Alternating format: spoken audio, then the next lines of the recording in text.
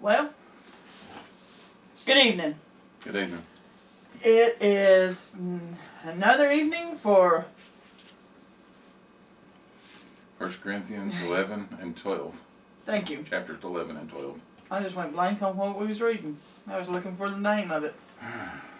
Oh, it's been one of those days. My mind just does not want to work today. You're getting caught up in all the customs.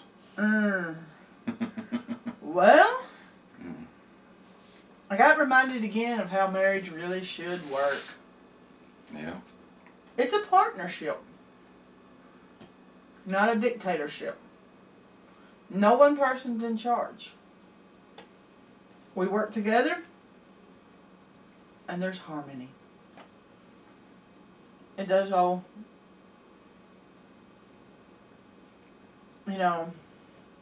verse 3 comes back to, but I would have you know that the head of every man is Christ, and the head of woman is the man, and the head of Christ is God.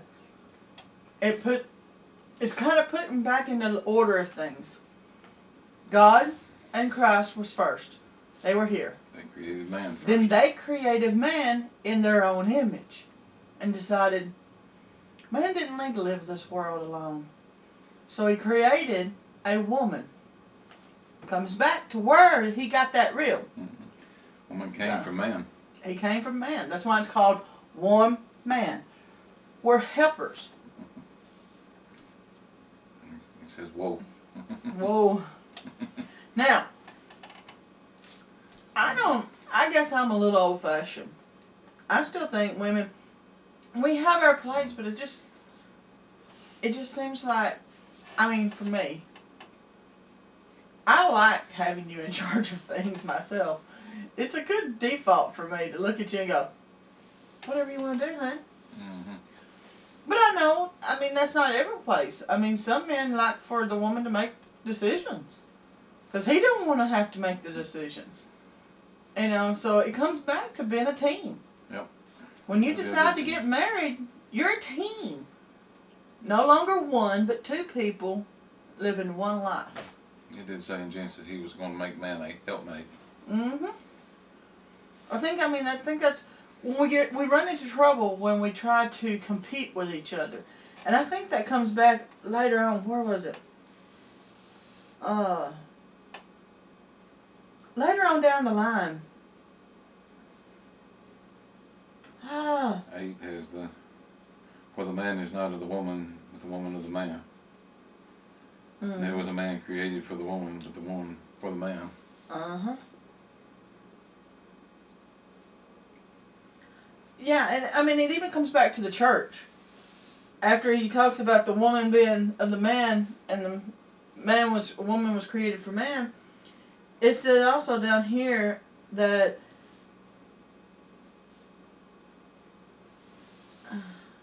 where is it? I had it just a second ago. I'm not sure what you had. Well, he's talking about coming together at church. I know it starts talking about the Lord's Supper. It's not to eat the Lord's Supper. But as I was reading through this, and I know it's talking about the communion that Christ had when we, in verse 24 and 25, where it's, we give thanks and break it. He says, take this as a body broken for you. Do it in remembrance of me. Take the cup. And that, do it remember. But it come on down. 33, he says, get together. Yeah, that's it. When ye come together to eat and tarry for one another. Tarry for. That hit me. We should take care of each other. Mm-hmm. And I get to thinking about how competitive we get in this world. How we want to be better than other people. I should make more than you because I'm smarter than you and I have a better position than you. But it comes back to, why can't you just all take care of each other? There's a lot of disagreements and strife, and I think the enemy wants to put strife in everyone's life. So we stay at odds with each other because he knows if we came together in unity, the power that we would have through God. We come one body, one church. Maybe that's in chapter 12. Yeah. For the body is not one member, but many. And it was talking about, no, we're back up at 13. For by one Spirit we are all baptized into one body, whether we be Jews or Gentiles, whether we be bond or free, and we have all made to drink into the one Spirit. For the body is not one member, but many. Just like it was talking about the hands, can't say it didn't need the feet. The eyes can't say it don't need the ears. We're the body of Christ. We can't say we don't need each other. Because when you look at your body, you need parts of your body to do things. As far as 12 goes, it has several little sections there. The first part of 12 is spiritual gifts. It talks about the different divisions in people in the church and how the Spirit divides off in different people. Mm-hmm. We all have different jobs. Yeah.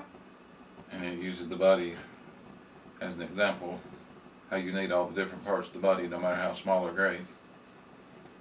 They're all of need, and we should all take care of them. I like 26. And where the one member suffer, all the members suffer with it. Or one member be honored, all the members rejoice with it. Yeah. It comes back to unity. We shouldn't compete against each other. We should learn to love and grow together. And 27. Now ye are the body of Christ, and members in particular. It just goes ahead and seals that. Mm-hmm.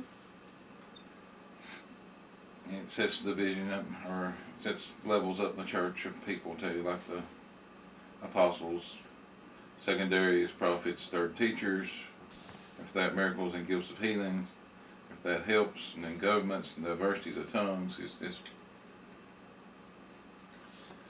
putting the ranks in there, I guess you could say. The division. No, I hate to use the word division, but everybody has the ranks their of own people. gifting. It's like the hands are made to grip, but the eyes are made to see. We all have a place and a role in the body of Christ. We all have a reason and a purpose. And I like them in verse 31, it says, but covet earnestly the best gifts, and yet show I unto you a more excellent way.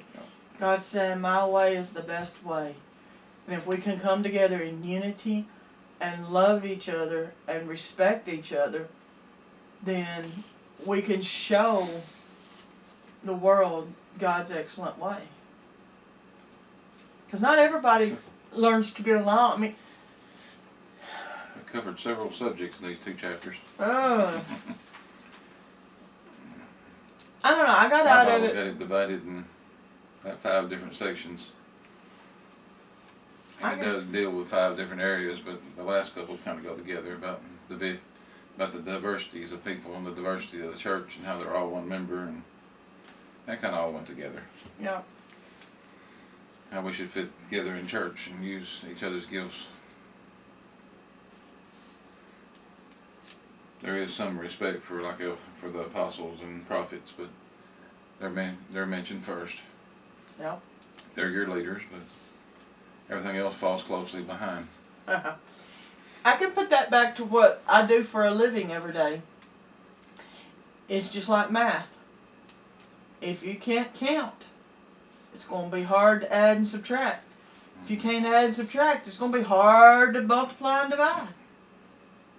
Everything builds on itself. Every part of the body of Christ depends on each other to be the perfect and most godlike on earth. So what do you think? Leave us a comment. Tell us what you think about chapters 11 and 12 of 1 Corinthians. And have a blessed evening.